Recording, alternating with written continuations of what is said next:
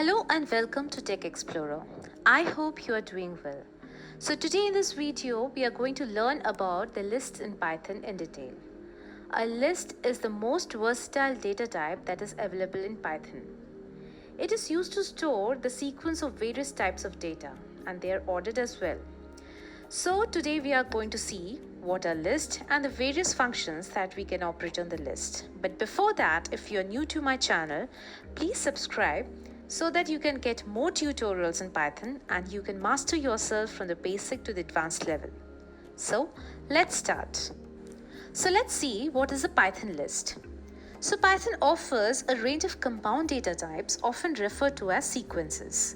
And list is one of the most frequently used and very versatile data types in Python. List is used to store multiple items in a single variable. And there are 4 built-in data types in Python. Among them, list is one. And the other 3 data types that are used to store the collections of data are tuple, set, and dictionary. All of them have different qualities and usage. So I will be covering the rest 3 data types, that is tuple, set, and dictionary, in my other tutorial videos in detail. So a list item need not be of the same type. So a list can have different items of different data types. So let's see the Python list items in details. So Python list items are ordered. When we say that the lists are ordered, it means that the items have a defined order and that order will not change. So if you want to add a new item to the list, the new item will always be placed at the end of the list. So a point to be noted is that there are certain list methods that will change the order, but in general, the order of the items will not change. List items are changeable. A list is changeable, meaning that we can change, add, or remove the items in a list after we have created the list. And list items, the lists allow duplicates. Since the lists are indexed, so we can have same values as the list items. Now, let's see the list item data types. So a list can have the items of any data type. So when you create a list, you can give any data type items, like one is string, the second is an integer, the third is a boolean, and so on.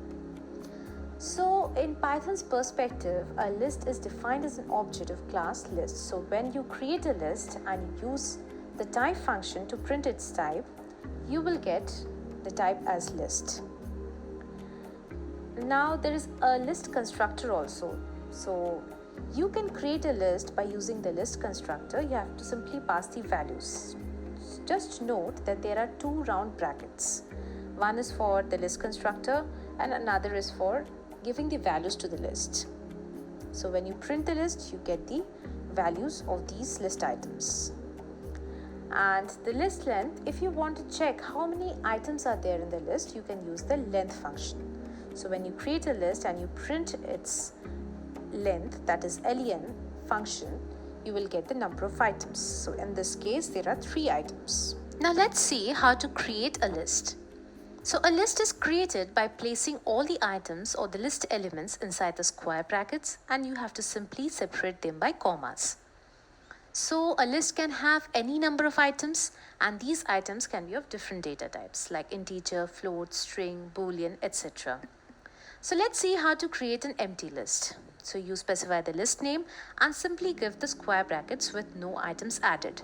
So this is going to create an empty list for you. So this is an example of list of integers where you specify the list name and then provide the integer values separated by commas inside the square bracket. So this is going to create a list of integers for you. So this is an example of list with mixed data types where you have given one integer value, a string value, and a float value. Nested list means when you are providing a list as an item of another list. So see this example, you have given a list as an item of the main list, my list.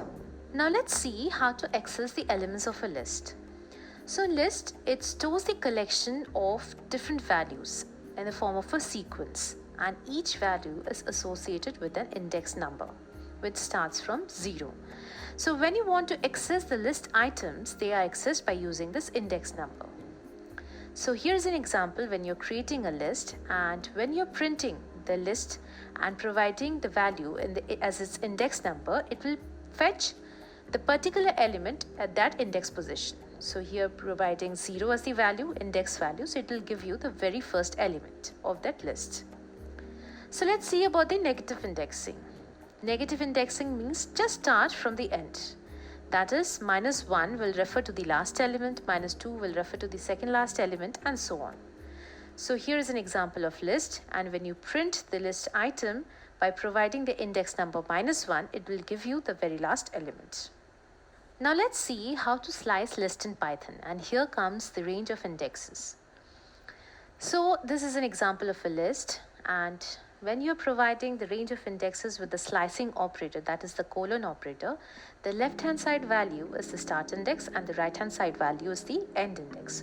So you are going to fetch a subsection on the list where the items start from the starting index to the items one less than the end index. So here in this example, you are going to get the items whose index number start from 2 to the items whose index number is 4, because 5 is not considered. It's always the last index, that is the end index, -1. So you're going to get the elements 3, 4 and 5. That is, the index number is 2, 3 and 4. This is an example of list where you are providing no starting index but the end index. So here in this example, you are going to get all the elements from the beginning of the list to the element whose index number is 3. So you're going to get the elements 1, 2, 3 and 4. This is another example of a list where you are giving the starting index but not the end index. So you are going to get the elements whose index number starts from 2 to the end of the list. Let's see about the range of negative indexes. Now, as I have told you that negative indexing means just start counting from the back or the end of the list. So -1 means the very last element, -2 means the second last, -3 means the third last, and so on.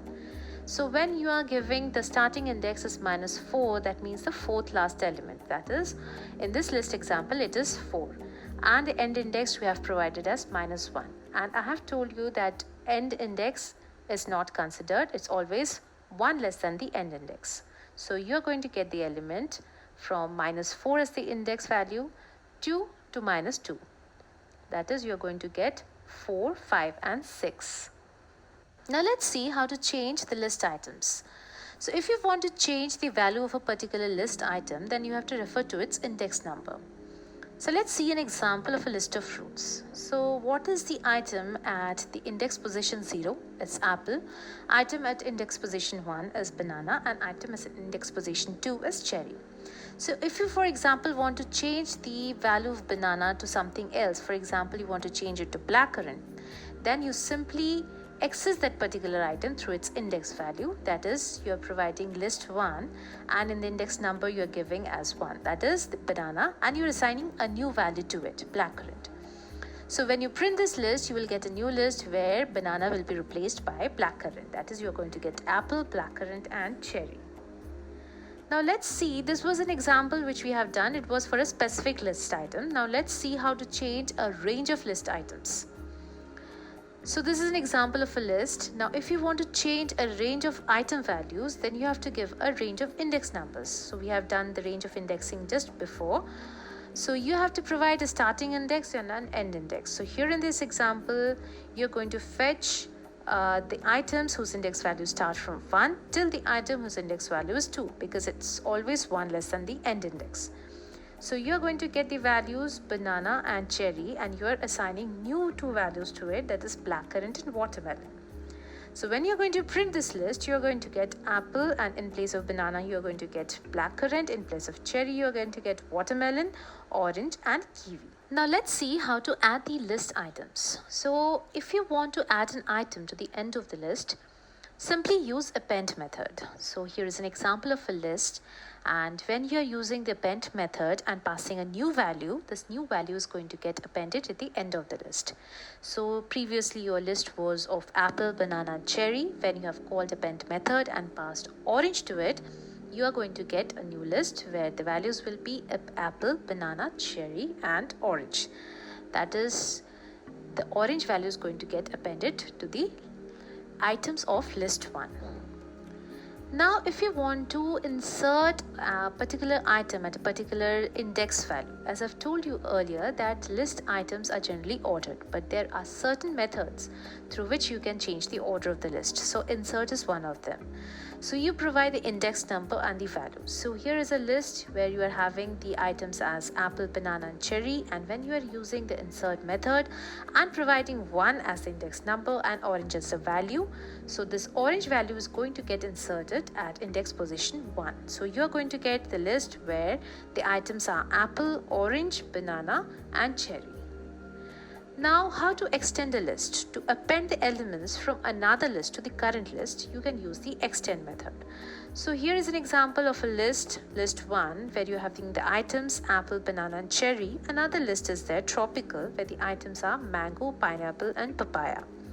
So now when you want to extend the list 1 and provide the tropical list as the argument of extend method, so you are going to get the items of tropical list appended to the items of the list 1. So now the list 1 will become apple, banana, cherry, mango, pineapple and papaya. Now let's see how to remove the list items. So if you want to remove a specific item, simply use the remove method and provide the item value.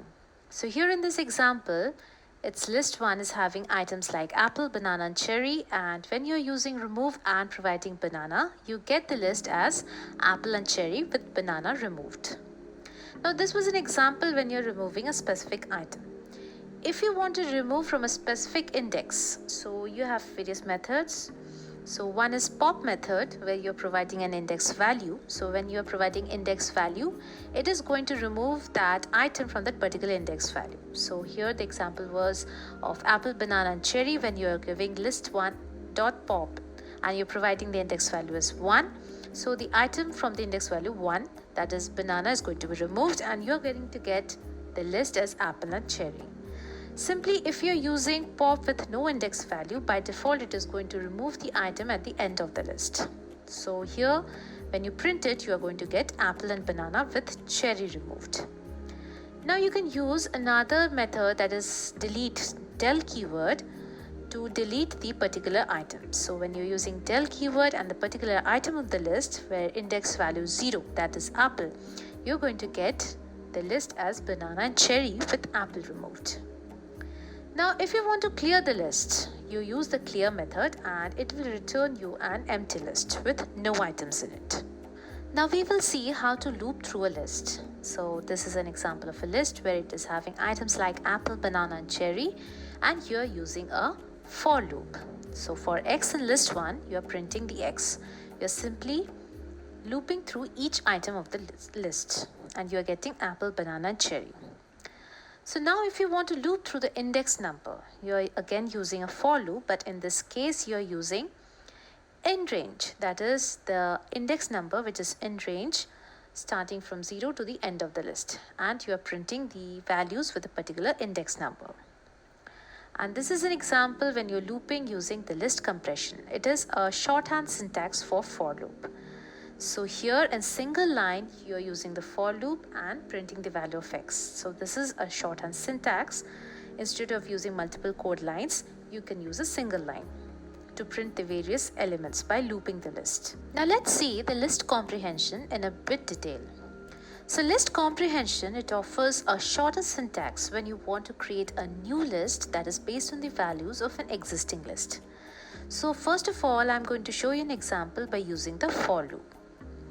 So here is an example of list of fruits where you're having the items like apple, banana, cherry, kiwi and mango. And you want to create a new list where the fruit's name should have an A in it. So using a for loop for x in fruits, and again you're using a check condition. That is, if A in x, then only you append x in new list. So you are going to get the new list items as apple, banana and mango. So just see the number of lines of code which you have used for creating this new list. Now we are going to see an example using the list comprehension. So you declare or you create a list of fruits, and then in the new list you simply assign the values in a single line of code, that is x for x in fruits, if A in X. So through a single line of code, you are returning all those list items which are having an A in it. And when you print this new list, you are going to get apple, banana, and mango. So this is providing you a shorter syntax or shorter lines of code to create a new list. Now let's see how to sort a list. So list objects, they have a sort method that will sort the list items both alphabetically as well as numerically, and by default it will be in the ascending order. So this is an example of a list of strings. When you call sort, it is going to sort your list or arrange your list items alphabetically in an ascending order. So this is an example of a numerical list, that is a list with integers, and when you call the sort method, it will arrange your list in a numerical order in an ascending order by default. Now if you want to sort the list in descending order, to sort a list in descending order, you are using the keyword argument reverse equal to true. So this is an example of a list of strings, and when you are calling the sort method and you're using the keyword reverse equal to true, that is, you want your list items to be sorted in a descending order. So here you get the list items arranged or sorted in a descending order, and this is alphabetically. And this is an example when you're getting your list items sorted in a descending order numerically. Now let's see some of the Python list methods. So append, it will add an item at the end of the list. Clear will remove all the list items and will return you an empty list. Copy will return a copy of the list. Count will return the number of elements with the specified value. Extend is going to add the elements of a list to the end of the current list. Index will return the index of the first element with the specified value. Insert is going to add an element at the specified position, that is, you have to provide an index number and the value. Pop will remove the element at the specified position. If an index number is specified, it is going to remove that item from the specific index number, and if no index number is given, by default it is going to remove the item from the end of the list. Remove will remove the item with the specified value, and reverse is going to reverse the order of the list, and sort method is going to sort the list alphabetically or numerically. So this was about the Python list in details. So if you have any query, any doubt, do let me know through the commenting below. And if you have enjoyed this video, please like and subscribe my channel for more tutorials in Python. Till then, stay safe, stay healthy. Thank you.